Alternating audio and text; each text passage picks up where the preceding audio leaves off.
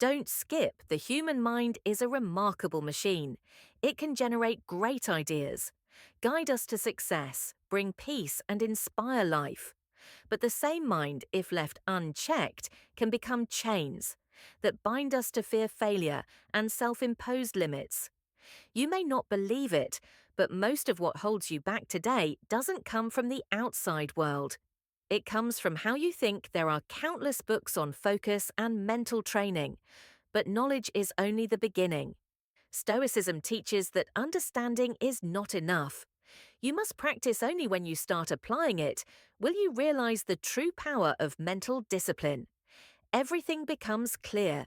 The path to success doesn't lie in luck, but in the ability to control your mind and direct your thoughts. The good news is that the brain can be reprogrammed. You can teach yourself to avoid negativity and nurture positive thinking in this video. I'll show you how the brain works, why it holds you back, and most importantly, how to break free from it. If you've ever felt stuck, stay until the end. I'll show you how to train your mind to break through limits and actively build the life and career you truly want. Turn negative into positive. Positive. There are times when negative thoughts pull you down like gravity. They don't just drain your energy, but also distort how you see life, filling it with limits and fear. But what you need to understand is this negative thinking is not who you are. It's just a habit, and any habit can be replaced. However, change doesn't happen naturally. It requires patience, awareness, and self-discipline. It's a process of training the mind, recognizing negative thoughts, refusing to let them control you, and transforming them into something that gives you strength. Negative thinking often shows up in tough situations. A failed meeting, harsh criticism, or a missed opportunity.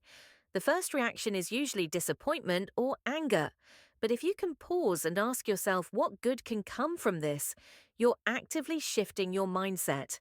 That's the moment you take back control instead of letting circumstances define you. You define the circumstances.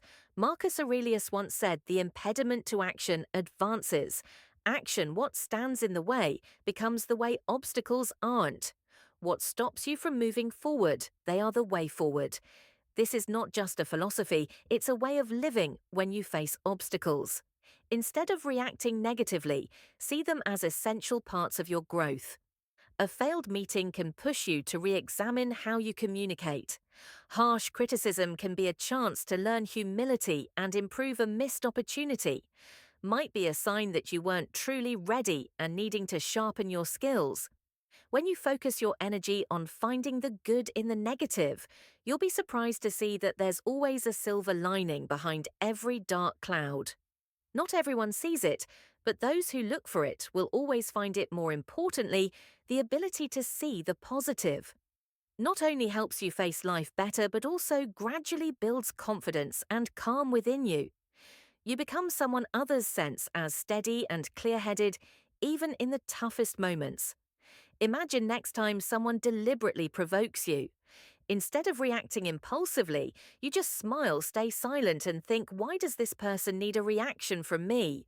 What insecurity are they showing? And what is my silence reflecting back to them?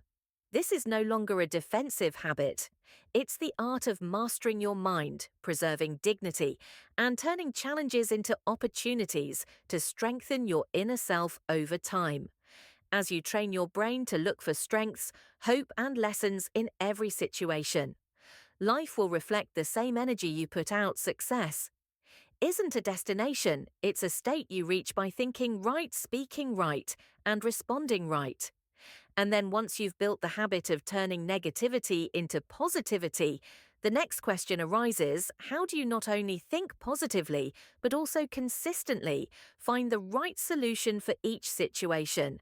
That's the next step in Stoic thinking, and I'll walk with you through that.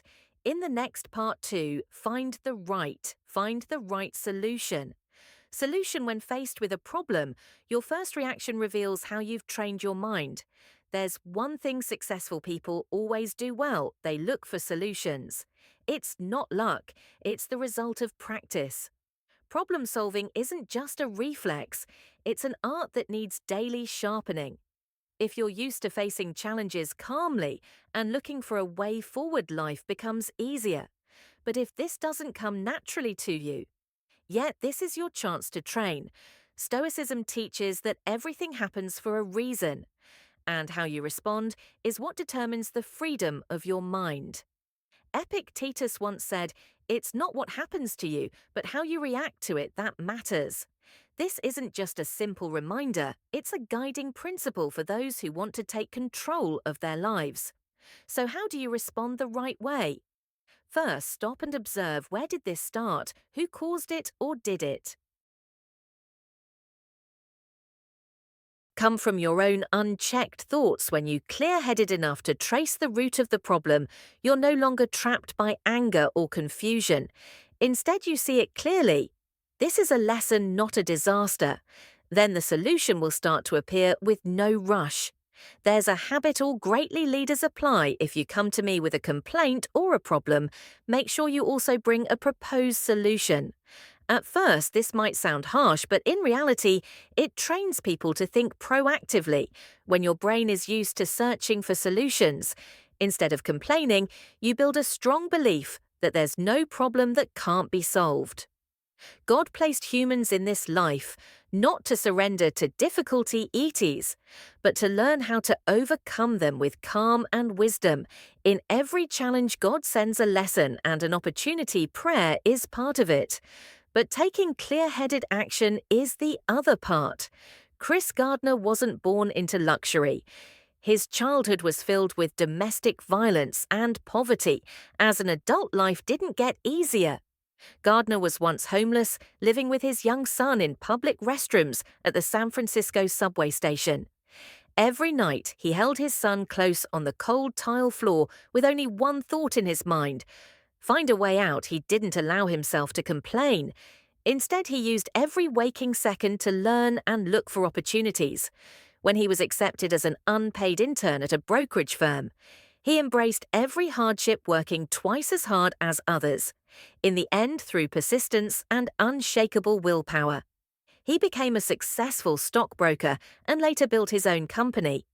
Chris Gardner's story reminds us that adversity is only a starting point, not the end. Solutions will always appear if you refuse to give up and keep your faith strong in your hardest moments. Ask yourself, what is this problem trying to teach me? Then calmly search for the answer. Don't let emotions lead the way instead. Let reason and faith guide you. Believe that God never gives you a challenge you can't overcome. Believe that every problem carries the seed of its solution. And from silence and observation, the solution will appear as clearly as light. After the rain, I want to hear your story. How many times have you found a solution to adversity? Share your thoughts in the comments. Maybe your story will be the light someone else needs. 3. Train your brain to always. Train your brain to always see your potential. See your potential. Training your mind to always see your own potential is a subtle art that everyone needs to learn. If they want lasting, meaningful success, you become what you believe about yourself. Every repeated thought is the soil where belief and action take root. But there's a truth few are brave enough to face. Your brain is wired to protect you, not guide you. It prepares for the worst-case scenarios so you can avoid retreat or shield yourself from harm. This is necessary, but if you stop at caution, you'll always be on the sidelines, watching others move forward with admiration and regret. Have you ever asked yourself, why did I start in moments of doubt, when your mind is crowded with skepticism and negative thoughts? Eat away at your determination. Stop and reflect. Remember the moment the idea first came to you, when your heart lit up with a big vision. At that moment, you weren't thinking about risks or failure. You just knew you wanted to do it and believed you could. That belief was pure and powerful. It didn't come from certainty, but from inner drive. What you need isn't external guarantees, but unwavering loyalty to that original belief. Some will say, "But I'm not good enough." That's the biggest trap of the human mind. You don't need to be good from the start, you just need to believe you can learn in an important meeting. When you're questioned, your eyes shouldn't waver in fear of being wrong. Sit up straight, keep your gaze steady, and quietly tell yourself, I can learn this. Self respect isn't about how much you already know, it's about your willingness to get better. The person across from you will sense that they'll see in you a silent but undeniable strength. You don't give up and you don't hide. And if one day you doubt your path, look back at raising your children or a meaningful relationship you've nurtured over the years. None of that was easy, but you kept going because you believed the effort was worth it. Business is the same career, dreams are the same. They require you to hold on to the long view and not let short-term fear drown out lasting belief. Training your mind for success isn't about repeating empty mantras. It's about having daily conversations with yourself. Ask, what am I afraid of? Is this fear really worth giving up the answer I started for a reason? That reason is still here and I'm still here. That answer is the steel frame that keeps your mind from cracking when you learn to nurture belief in your own potential. You don't just change how you think, you change how others see you. They will trust you when they see you trust yourself. If you're ready, I can help you.